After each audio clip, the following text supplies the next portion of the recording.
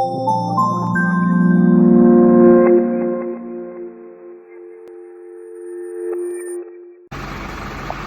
guys, it's Will again from Will Buy Your Car.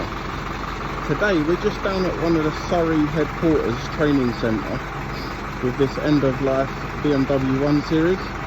They'll be using it today down at Guildford Town Centre to promote a campaign for drink and drive over Christmas. We're just helping out Transport Down actually. Yeah, we're down there for a few hours, so if anyone's in the Guildford area, we'll be cutting the roof off this today for a drink drive campaign during Christmas. If you have any questions, I'm more than happy to come along and answer them for you, but I'll try and talk you through everything as it happens. We've already started off with stabilising the car, at least the wheels, so there's a thing called chocks underneath the wheels to stop the car from rolling away. And the car, we'd also be doing things what we call glass management, which is where we take the glass out so it smashes under our control, rather than when we start cutting the car up, it will burst by itself. We're going to have our actor in the driver's seat wearing my helmet. We're going to pretend that he's had a couple to drink. So today is all about trying to raise awareness of drink driving and the dangers of it. We're using things here called step blocks. They are used so that we can create a stable working platform. If somebody's injured their spine or something along their back, movement is key. We don't want them to wobble or anything like that. By applying pressure and climbing into the car, the suspension will give unless we use things called step blocks or just straight up blocks or wedges to create that stable working platform. The gentleman in the back is a firefighter who's doing a thing called initial emergency care. So we're all trained to a level just above first aid at work, where we can help people in the most dire straits. Our key reference is to pass them over to the ambulance as soon as the ambulance get here, so they are of a higher level trained clearly.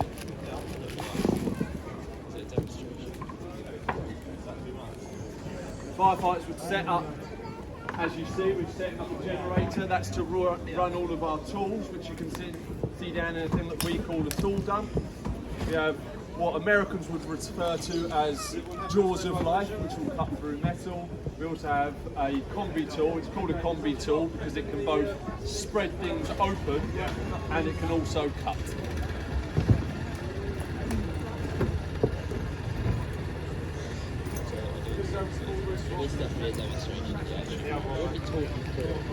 So the crew commander there, Ian Chad, is just identifying that the plan for action on this incident is a full roof removal. So soon you'll see this car become a convertible. A car without a roof, like colours on the back. Some of you will be able to see there that we've got a thing we call an octopus being placed on the steering wheel. That is there because one of the most dangerous things in a car are the airbags. If we cut the wrong place and set the airbags off, they are extremely dangerous. An airbag is set off with a small explosive. Being hit by one of those would be a little bit like being punched by Mike Tyson. So we put the octopus onto the steering wheel to contain that explosion if we did accidentally set it off.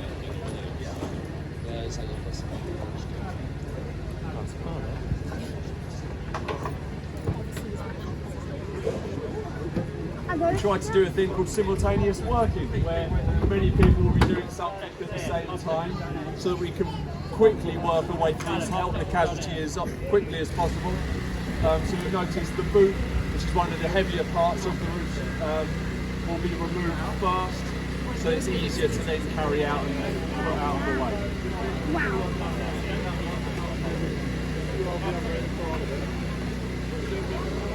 There you go, the combi tool's being used there. We'll be utilising its spreading capability. Just quickly break those metal parts apart.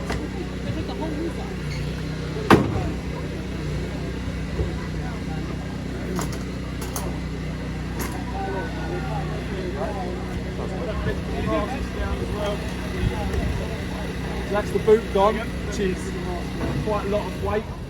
What a firefighter will do is they'll go around and check the stabilisation out to make sure that we've still got that working platform and make sure there's no wobble for the casualty, make it as comfortable a situation for them. The person in the car will be talking to the casualty the whole time to make sure that they're aware of everything that's going on. We'll announce to them, cut in, so you know there's going to be a loud bang so that no one is tempted to jolt their head around when they hear something go bang.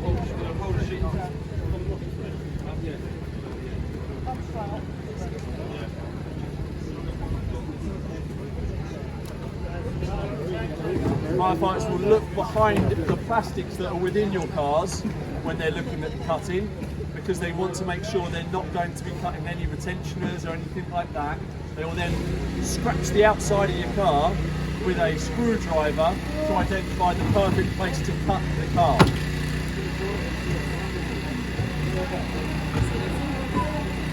They're taking the doors off now. That's not daddy behind you. They're fairly similar to removing that boot. Just in case it's spreading.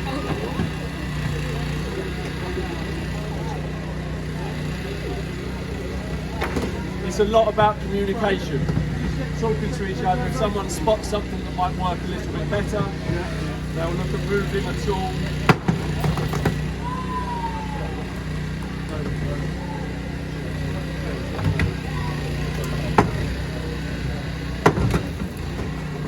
We'll also try to do as much of the work as possible as far away from the casualty first. So we'll sort of work our way in towards the casualty.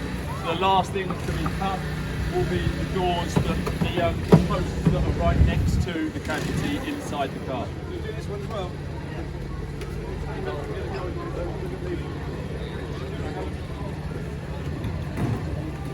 The piece of plastic that you can see, the see-through plastic, we call a teardrop or hard protection. It's there to prevent any of the metals or plastics from pinning away and injuring anybody else, or indeed the casualty that's still in the car.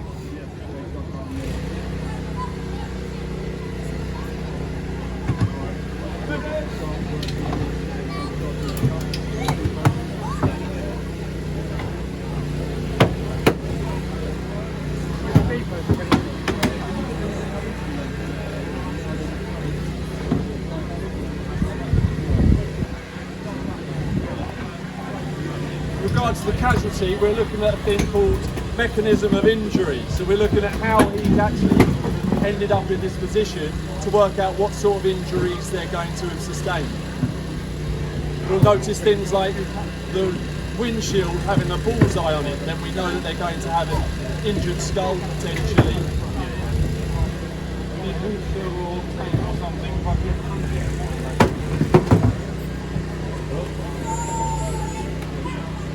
There's the passenger's door off. You notice it comes off relatively easily. Starts to reveal a little bit more of the car. We'll always have a thing in place called an emergency plan.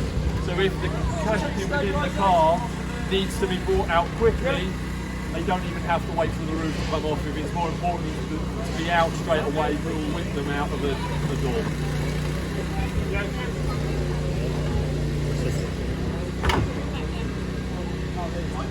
As I mentioned earlier, this is all to do with the drink driving campaign being run currently by the police. Unfortunately, at the moment we're at a place where the incidents have gone a lot higher than they were just a few years ago. So trying to raise that awareness for everybody and reiterate that drink driving is not something that should be done.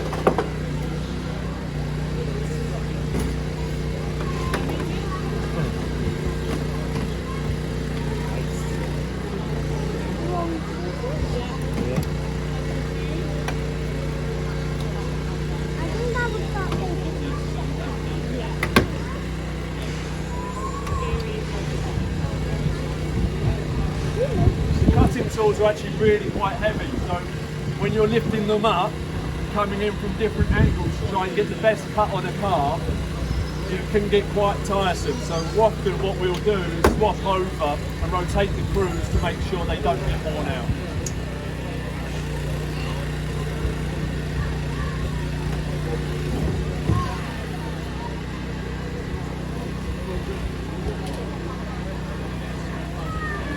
fire brigade, we let up each of the posts.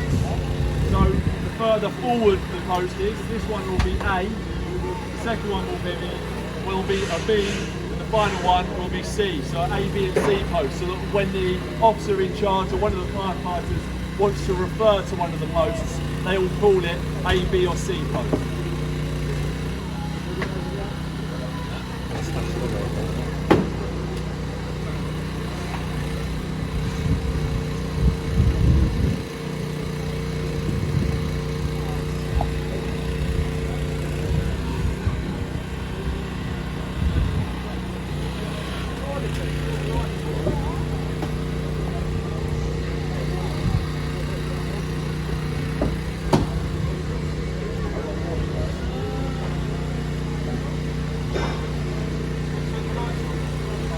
Now that we're getting close to having cut through both of the C posts, we're starting to contemplate what to do about the windshield. You'll notice one of the firefighters has a reciprocating saw, electric reciprocating saw. That will be used to zip through the windscreen. Well, they sort of,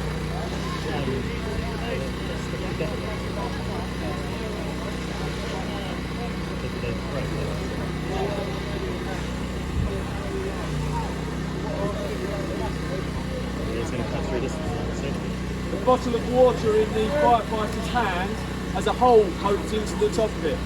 That's so we can prevent some of the dust from entering the air. The dust is obviously very bad.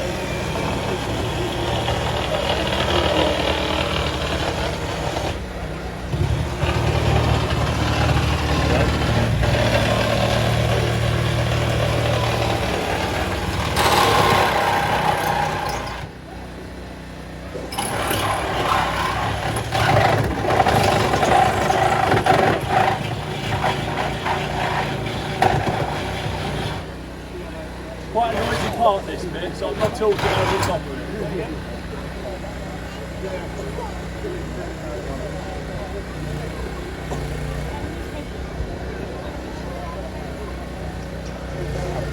So what we've now cut is the A, B and C, well we're just about to do the A on the sides. On this side, the other side has had the A and C cut, so the very last cut, as I said, will be the one that's right next to the driver's head, which is the B post.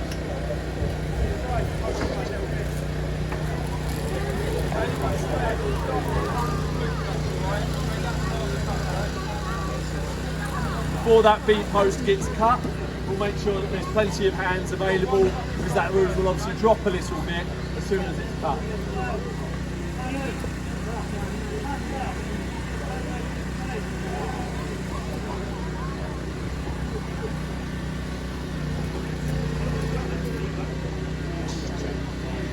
Everyone else get hands on the roof, really.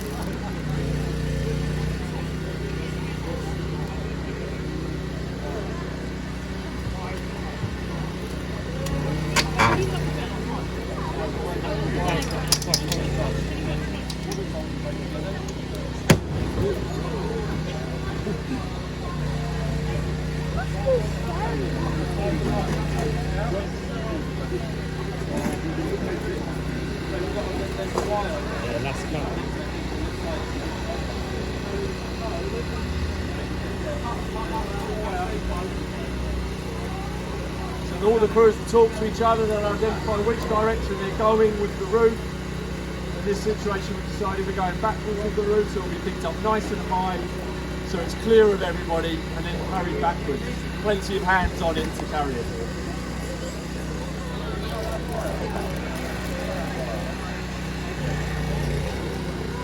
Notice the fluorescent yellow sheet stays in place. That's because there's little magnets on the corners of those just to hold it against the metal framework.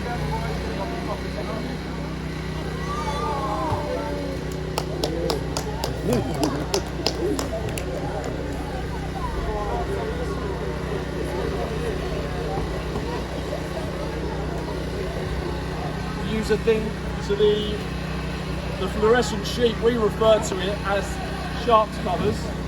We have little versions of those just so we can cover up all the now exposed sharp metal.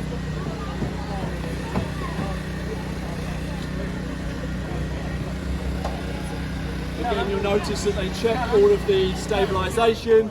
We still want that balance and that stable working platform.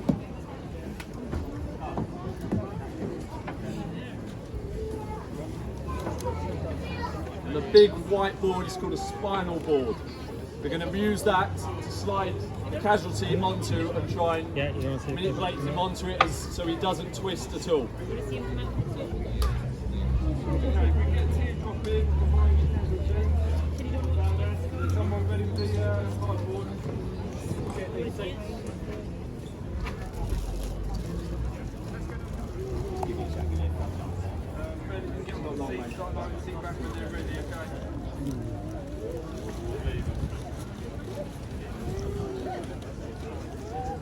So the teardrop is quite flexible.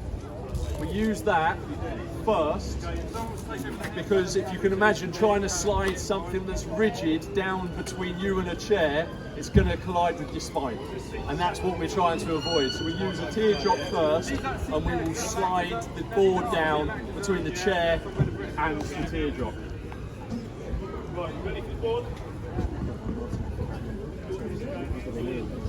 Right, we're going to take the headrest down to see No worries at all.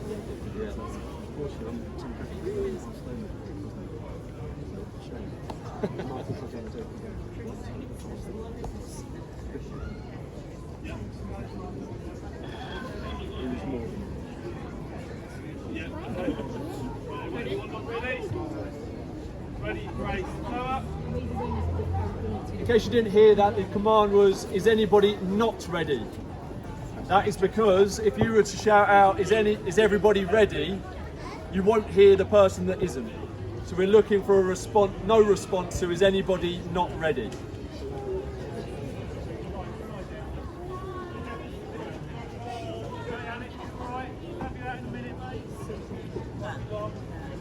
Lovely casualty care talk there from Matt and Gus. Just making sure that the casualty's all right, make sure that they understand what's going on. Rest there. Hands on. The commands will always come from the person who's in control of the casualty's head, so that they are aware of everything that's going on, because they are the one that has ultimate control over them. Ready, brace, lift.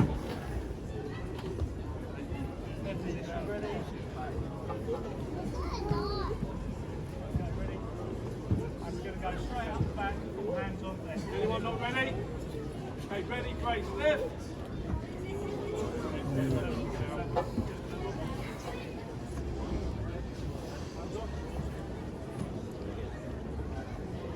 Bear in mind it's not straight, it's strapped in, it's not a block. Okay, you're going to have to lift up a bit. It's all done very carefully, very slowly, just to make sure that we're going to move them as little as possible. That's it. I think we should move them over so we can in front of the audience, then we can get up and show everyone it's alright.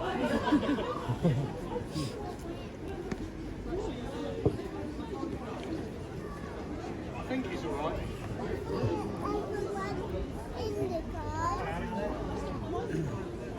Now the casualties out. We have a round of applause for Alex here.